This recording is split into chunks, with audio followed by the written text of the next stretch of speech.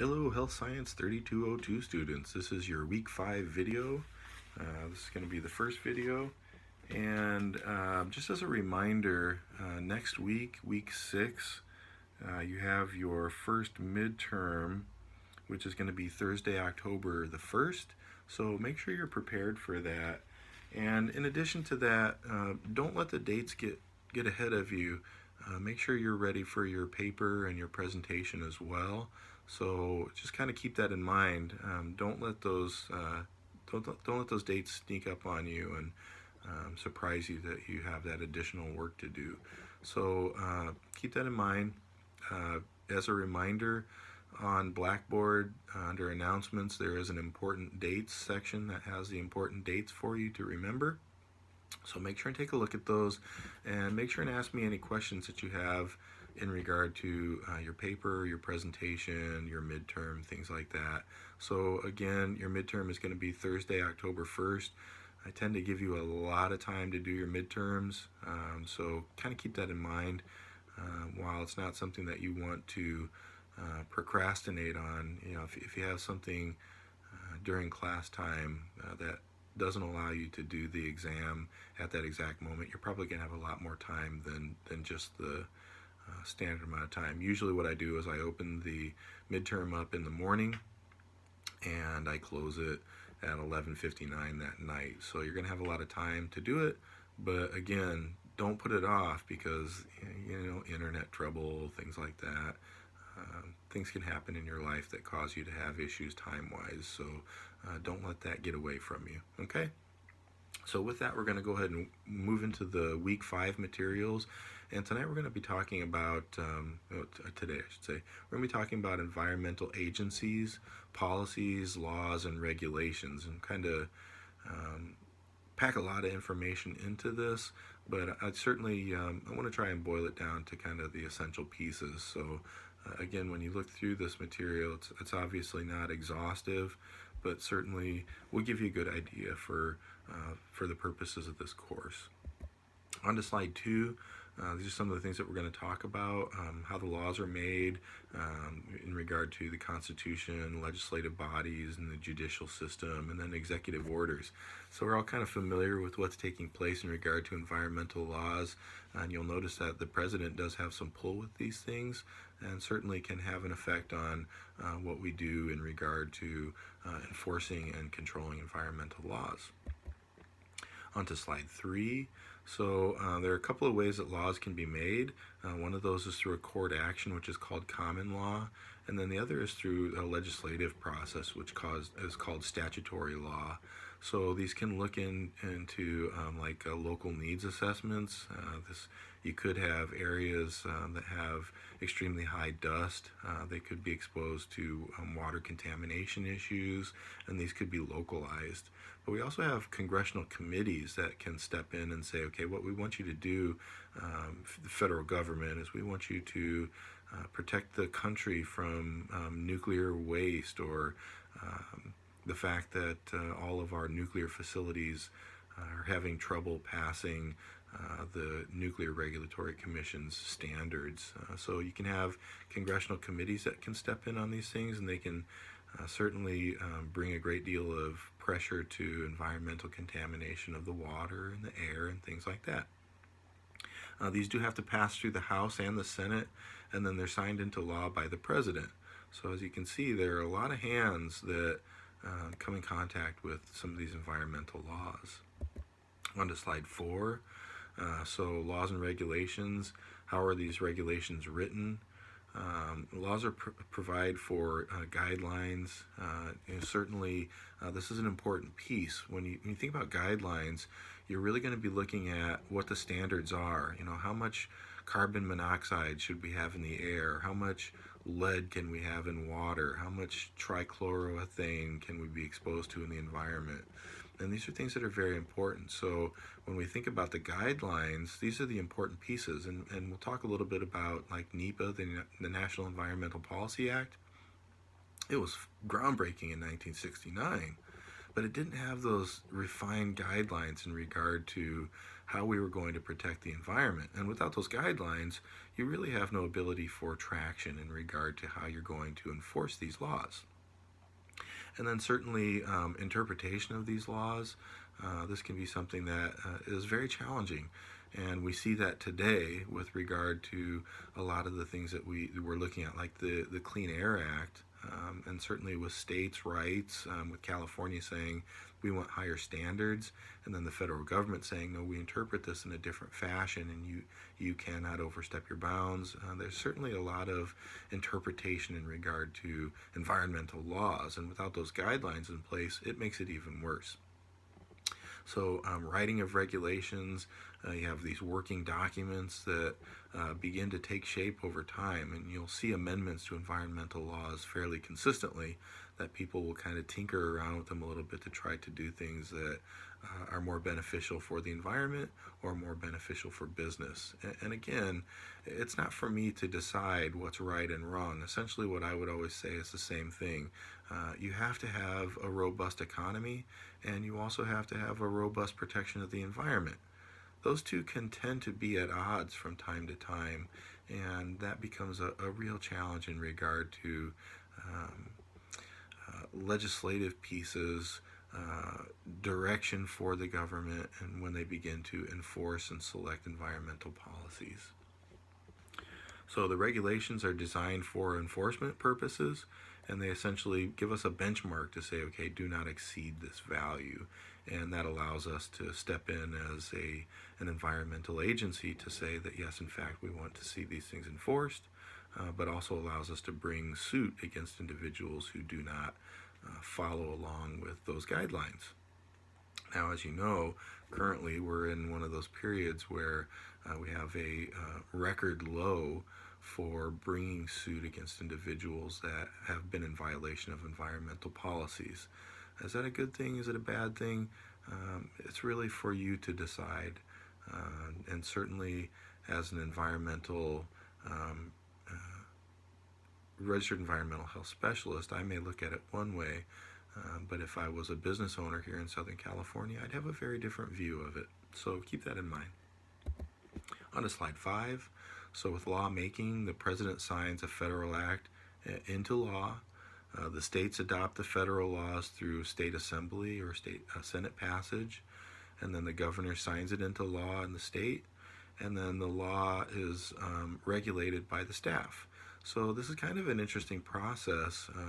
This is kind of a top-down approach where the president is going to sign these federal acts into law, and then the states can kind of refine them a little bit through states' rights, and they can say, well, we like your law, but we are going to actually make it more stringent. And certainly California has a tendency to do that we will take a federal law and we will refine it for our own directions that we want to see the state move forward. And so we can pass it through the state assembly, and the state senates can pass these things and definitely can refine them in regard to the directions that they're actually going to take. And then the governor will sign it into law. On to slide 6. So administrative law. This is meant to be the watcher of the watcher. So this is kind of an interesting process upon which where administrative law is going to say that, okay, EPA, you're required to do this, and we are going to watch you to make sure that you're doing your job.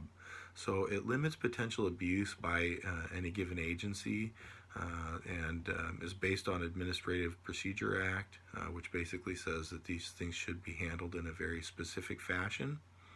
And then the agency actions are subject to administrative review through an administrative hearing process, which is then in turn reviewed by the courts.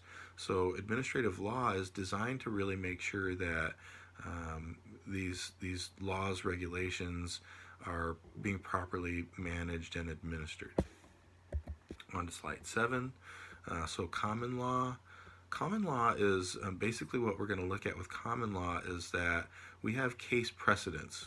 This is also known as case law because what can potentially happen is a high court can make a precedent through a judgment, and that common law can affect other policies and regulations to say that, okay, you're going to have a judge, and the judge's decision is going to be something that will become a precedent, and the judge can essentially say that we want these standards to be enforced, and because we are going to codify that through a judgment, now all of a sudden this is something that is a case law precedent that has to be followed because of the decisions of the court. Now, they can obviously be challenged.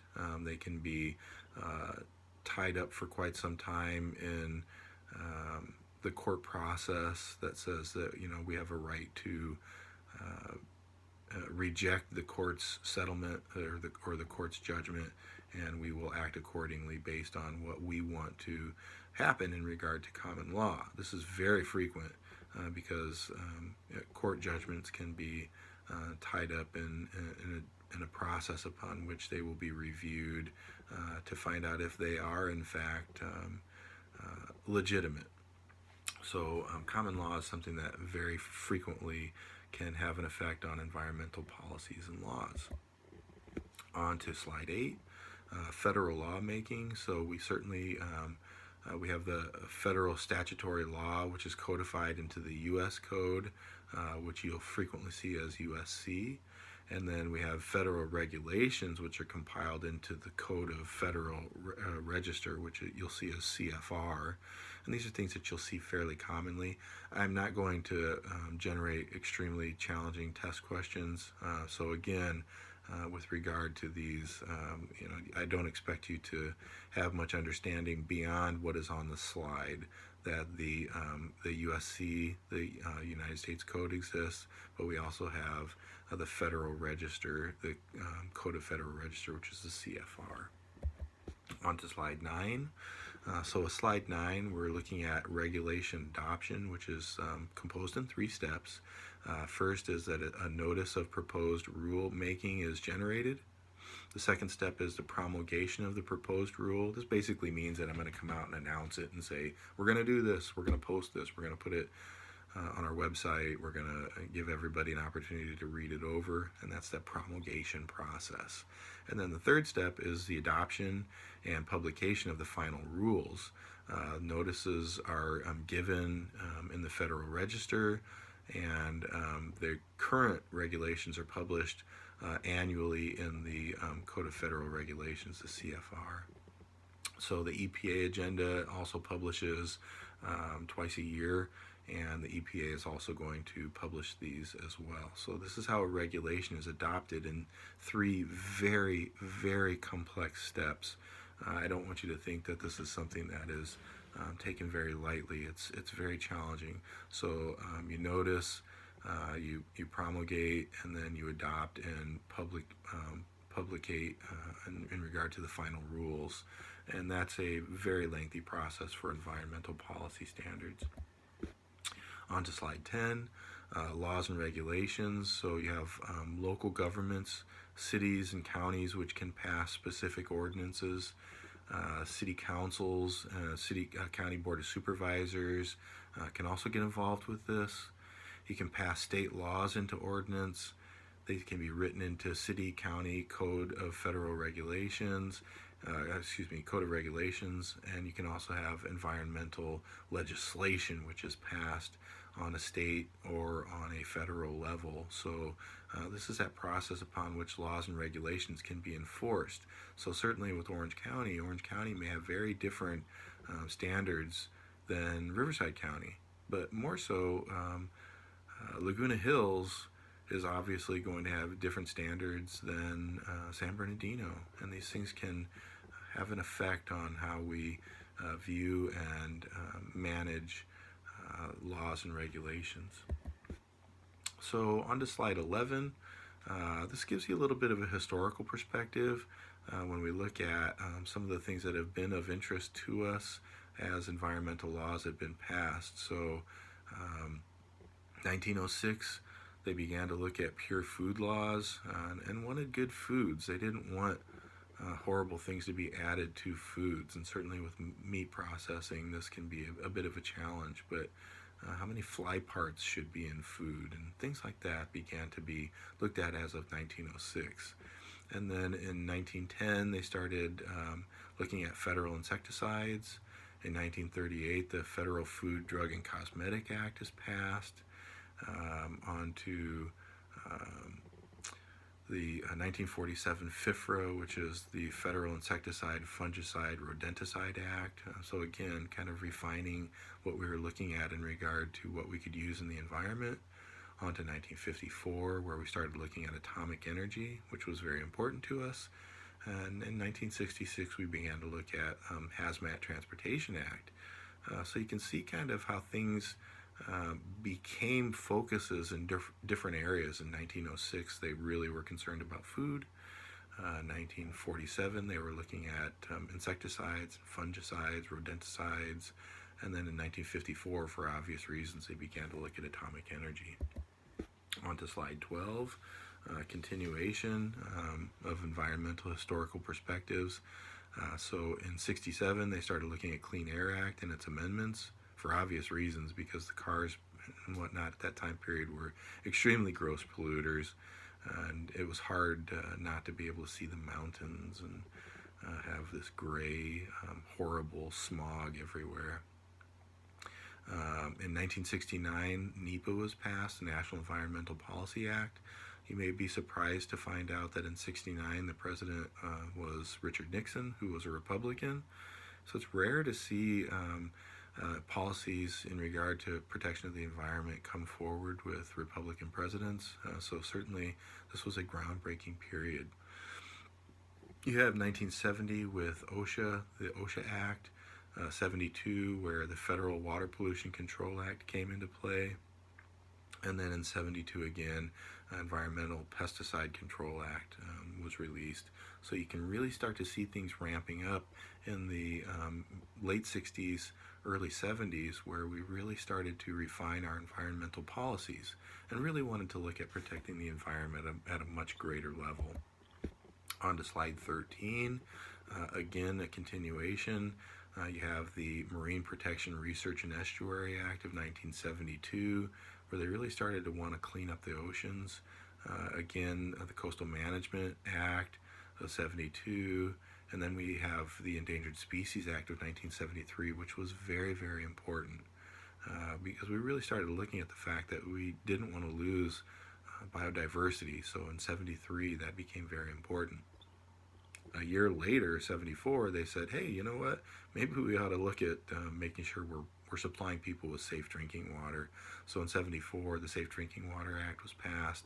And then in 76, you had the Toxic Substance Control Act and the Resource Conservation and Recovery Act of 1976. Resource conservation and recovery has nothing to do with recycling, so please don't think that it does. It's cradle to grave management of hazardous substances. So when was it made? Where was it made? Who had possession of it? And where was it at its final resting place? So very important. But in 76, you start to really see that people are focusing on these hazardous substances and controlling and managing those substances. On to slide 14, historical perspective continued. So the Clean Water Act of 1977 was not in regard to drinking water. It was regarding national waterways, areas that could be utilized for swimming purposes, fishing, things of that nature. So we began to really want to clean up our waterways, and that occurred in 77. And then 80, we start to look at what's called CERCLA, which is the Comprehensive Environmental Response, Compensation, and Liability Act of 1980. That's going to go on to become the Superfund Amendment, and we'll talk a little bit about that as well. So on to slide 15, we have environmental law continuing. In 86, we have the Emergency Planning Community Right to Know Act, which basically said that if we have a large leak or a spill, we have to tell you about it. And then AHERA, which is in 1986, which is the Asbestos Hazard Emergency Response Act, that said we need to start dealing with asbestos. 90 was the Pollution Prevention Act. 96 was Food Quality Protection Act, and then 99 the Oil Pollution Act. So you start to see these things getting ramped up in the 90s, in the early 90s to mid 90s as well. And then more recent acts, in slide 16, you have the Patriot Act, which is an acronym. You can look it up, and it's designed to protect us from terrorism. We have 2010, we had the Affordable Care Act, also known as Obamacare. And then in 2011, we had Food Safety and Modernization Act in 2011, which again really looked at protecting us from food contaminants. So slide 17 gives you an overview of the Patriot Act. I apologize, I spelled it wrong, but you can take a look at that. And basically, George Bush, for obvious reasons, wanted to protect us from the threat of terrorism, and certainly was extended by Barack Obama as well. So that's an overview on slide 17. On slide 18, you have an overview of the Food Safety and Modernization Act of 2010, which was signed into law by President Barack Obama in 2011. But very important stuff, designed to make sure that the food we're getting is of the highest quality. Slide 19, this shows kind of what I would consider some of the most important selected environmental legislation that there is. You have the General Protection of the Environment, which was the NEPA of 1969. And again, we talked a little bit about this, that this came about from the president at the time, who was a Republican, a very interesting fellow. Certainly, I'm sure you're very familiar with some of the issues that we had with Richard Nixon, but with regard to protection of the environment, he kind of kicked the whole party off, and started the desire for protection of the environment in 1969. And then you have the Clean Air Act and its amendments in 1970. It used to be that you could be on Cal State campus and you didn't even see the mountains for months at a time because of the amount of smog that was in Southern California. And we certainly have an advantage today that we don't have to deal with quite so much smog. Slide 20 deals with water. So we have the Clean Water Act and its amendments of 1977, which restricted pollutants that were being dumped into bodies of water.